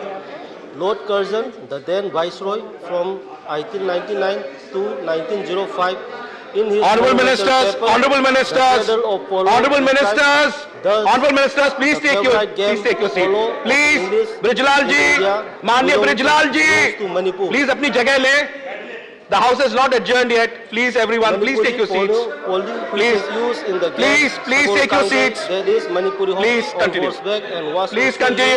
Please continue. By the Manipuri. Please, everybody, please sit down. Please settle down, please. And though and tough, with a great stamina is gradually becoming endangered, reducing its number below 1,000 due to the lack Anyone of who wants to ground leave will and a leave peacefully, well-planned quietly, pony farm. without any This disturbance. specific breed of pony is also associated with the myth and history of the state. The state government, under the leadership of our Honorable Chief Minister Sri N. Biren Singh, is trying its best effort to preserve Manipuri pony. However, due to the paucity of fund, it becomes a very difficult task for the state to bring up a huge project for preservation of this endangered rare species.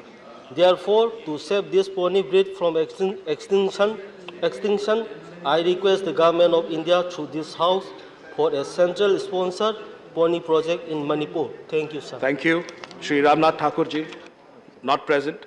Dr. Anil Sukhdev Rao Bonde ji. सभापति जी धन्यवाद। मैं आपके माध्यम से सदन का ध्यान महाराष्ट्र के विदर्भ संभाग क्षेत्र के एक महत्वपूर्ण विषय पर आकृष्ट करना चाहता हूं।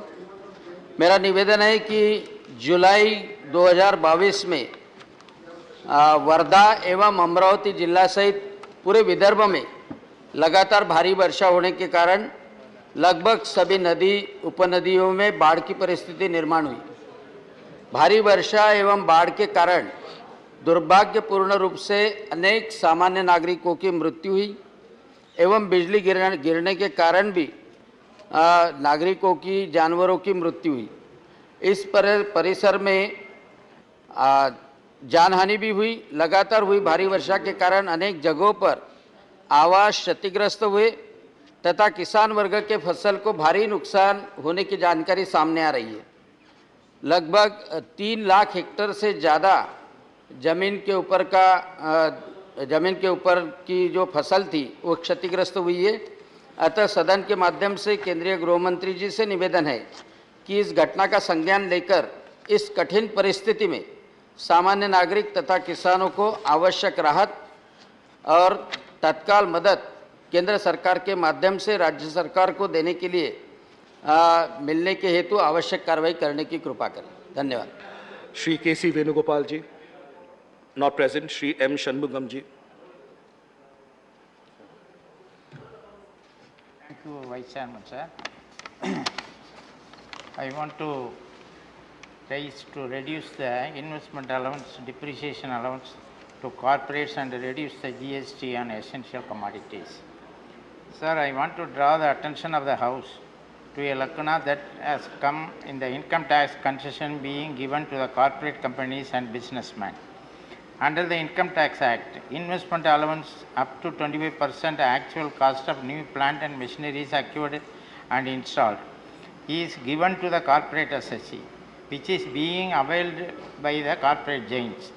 It was introduced to encourage industries to invest their capital about 50 years back. Now the position is entirely changed.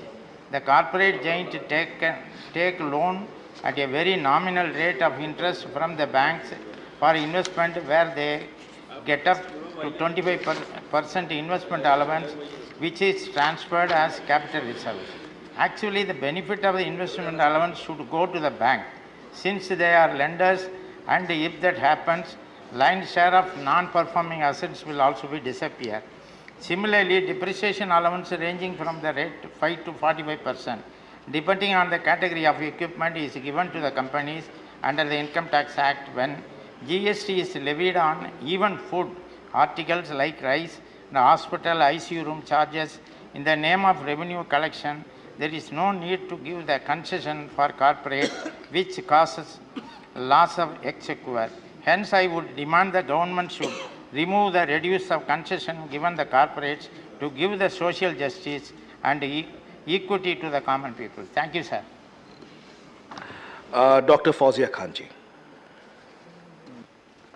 Thank you, sir. Sir, new research shows microplastics present in frequently consumed fruits and vegetables. Microplastics are synthetic or semi-synthetic, solid, water-insoluble, high polymer plastic particles of a size of range below 5 mm. Their small size allows them to pass through wastewater treatment plants and reach oceans, through surface water bodies and rivers. Microplastics, sir, are non-biodegradable and persistent in marine and freshwater. Sadly, microplastics are less studied in India despite the country being among the major plastic consumers and producer of 5.6 million tons of plastic waste annually. Microplastics in India are used in toothpastes, detergents, cosmetics such as face wash, among others. Plastic in India is still readily available across most states, used and disposed of casually. The country is still in nascent stages in its fight against plastic pollution, and the entry of microplastics only makes it more complicated. Studies have found microplastics in Gujarat and Chennai coast, Mumbai beaches, and Kerala Lake. International studies have also found microplastics in drinking water, tap water, samples from Delhi and bottled water from Mumbai. Sir, Delhi and Chennai also. A National Institute of Oceanographic Study has found microplastics absorbed in fish tissues. Globally, several efforts have been made to control the use of microplastics. USA has banned the manufacture of products containing microplastics in 2017. The Canadian government prohibited production of toiletries containing microplastics from 2018. The UK banned the use of microbeads in cosmetics early this year, sir. I urge the government to address this issue suitably on the lines of these several other countries. Thank you. Shri P. Wilson ji. Sir, I want to mention a matter of urgent public importance regarding shifting of census from the union list to concurrent list to enable states to give welfare measures to caste and communities. Sir, since 1931, no caste census has been conducted by the union government, and caste census data collected by the union in 2015 is not yet released. In 1992, constitutional amendment provided mandatory reservations for scheduled caste, scheduled tribe women in local body elections, but for other backward classes, they were only enabling in nature. When states have used these enabling provisions to provide OBC reservations in local bodies, they were struck down by the courts for want of empirical data. Though under Article 342A3, states have power to draw up SEBC list. However, the union alone has got power to conduct census as it is union subject. The largest community is ultimately denied with lawful share in education and employment in this country. Since states are not able to conduct any census to gather data on caste and communities, even to give any welfare measures for all, it is necessary to shift the entry census from union to concurrent list. Necessary action should be taken by the government in this regard, sir. Thank you very much. Thank you. Dr. V. Sivadasan ji. Chair, sir, here I am mentioning the issue concerns of the people living near forests. The thousands of common people in the remote areas of our nation are worried about their land and shelter. Sir, in the name of ecological sensitive zones, people are being forced to leave their homes. They are facing the threat of eviction from their own homeland. The land where they are living is their own land, not only them, but also their forefathers were born and brought up in these areas. But the recent developments in our country is creating a painful situation for them. Lakhs of people will be evicted from these areas. This will be a large humanitarian crisis. They are unable to build or develop the schools. The citizens in India should be facilitated with the proper healthcare institutions, but in this region, they will be unable to build or maintain the hospitals, buildings or schools, the labs and other essential healthcare facilities.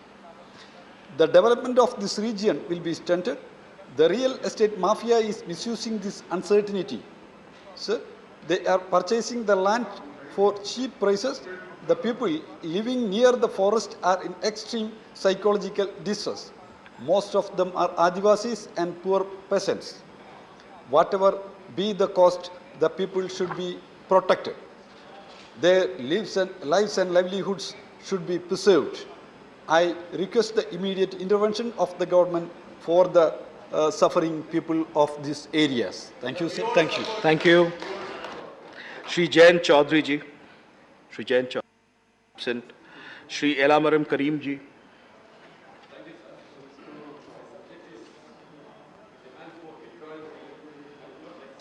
Yeah. Subject is to demand for withdrawing the decision to remove 387 leaders of rebellion from the dictionary of martyrs of India, a freedom struggle. Government of India have decided to remove 387 leaders of Malabar rebellion, including its brave leaders like Vairyangunnat Kunyahamad Haji and Ali Musliya, from the dictionary of martyrs of India's freedom struggle, jointly published by the Ministry of Culture and Indian Historical Research. It is an unfortunate move and is a part of the efforts to portray the Malabar rebellion just as a revolt between two religions. India's freedom struggle adorned by sacrifice of thousands of such valiant martyrs as recorded by our historians. There is no logic in removing these 387 leaders, as they have been officially recognized as freedom fighters by the government of Kerala. Hence, I request the government to direct ICHR to revert its decision to remove 387 leaders from the list of freedom fighters from the 5th volume of the Dictionary of Martyrs of India's Freedom Struggle. Thank you. Thank you. Dr. Amar Patnaik ji. Sir, I rise to make the following statement relating to short supply of fertilizers to Orissa during the ongoing Kharif 2022. Sir, Orissa is facing a short supply of various fertilizers during the ongoing Kharif season. Given the good amount of rainfall received in July, the agricultural operations in the state have picked up, and so also the demand for various fertilizers. But the state doesn't have a sufficient supply of fertilizers to cater to these demands.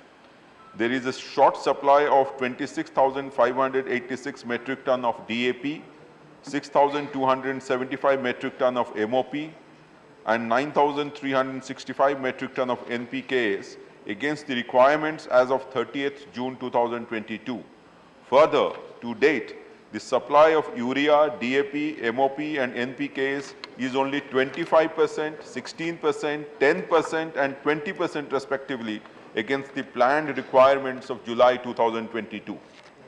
Further, I would like to bring to your kind attention that this is not the first time that Orissa is facing an acute scarcity of fertilizers in the Kharif crops. The issue has been persisting for over a decade now. During the last Kharif season, the overall supply of urea had been 62% against the allocation and 69% against the agreed supply plan, while for the other fertilizers, it was also 60% to 74%. Short supply of fertilizers adversely affects the agricultural production in the state and invites law and order situation in most of the districts. Therefore, I urge the government to ensure an adequate supply of fertilizers to Orissa as per monthly requirements, including the backlog of previous months to warrant smooth agricultural operations, farmers' welfare, and avoid agrarian unrest. Thank you, sir. Thank you. Shri Sujit Kumar ji. Thank you, sir.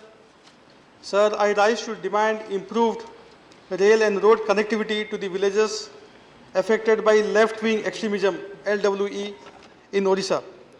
Sir, although the efforts by the Odisha government have been successful in pushing the instances of violence related to LWE to the fringes by ushering in much-needed development, sporadic acts of violence continue to threaten lives.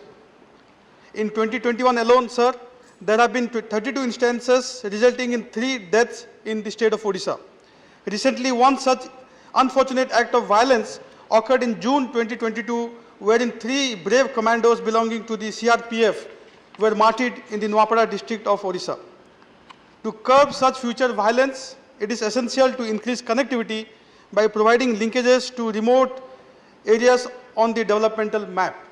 Sir, therefore, the state government has been continuously requesting the union government to sanction projects to boost railway connectivity between the districts such as Malkangiri to Bhadrachalam and between Nabarangpur to Junagadh. All of these are in western and southern Odisha.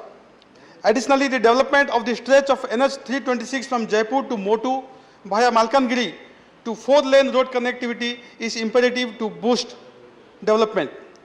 Additionally, connectivity can also be achieved by doubling the sanction of road construction projects under the Pradhan Mantri Gram Sadak Yojana (PMGSY) to connect remote villages of the areas heavily affected and infested by LWE.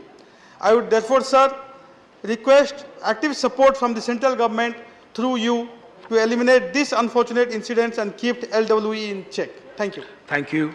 Shri Santosh Kumar P. I rise to make this statement. We are witnessing an alarming rate of unemployment in general and among the educated youth in particular. This is an issue that needs urgent intervention. As per the data of Center of Management of India's Economy, the rate of unemployment in the country was 7.83 in May. However, the rate of unemployment is about 13% among educated youth. Very bad. The CMIE also states that 1 in 5 college graduates are unemployed.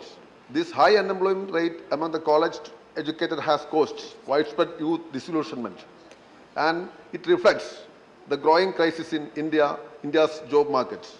In February 2022, the Union Ministry of Personnel stated that there are 8 lakhs job vacancies in government, but only 78,000 have been filled. At the same time, CMIE data itself states that 17 million Indians are actively looking for a job. Shockingly, more than 12 million people had applied for 35,000 clerical jobs at Indian Railways. This is a clear reflection of the alarming rate of unemployment among Indian youth. The recent government documents accounted for 37% of documents reveal a declining trend of regular employees in the central public sector enterprises. Temporary workers accounted for 37% of the employees in 2019 to 20 compared to 19% in 2016. Hence, there is a huge gap between demand and supply of job. We shouldn't forget that fact that Make in India program had promised to create 100 million jobs by 2022.